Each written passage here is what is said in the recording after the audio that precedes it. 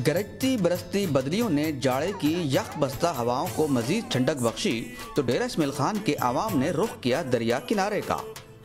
दांत बजाती सर्दी में दरिया की जाने बढ़ते ये कदम हवाखोरी की गर्ज से नहीं बल्कि सर्दियों की गर्मा गर्म सौगात मछली का लुत्फ उठाने उठ खड़े हुए हैं।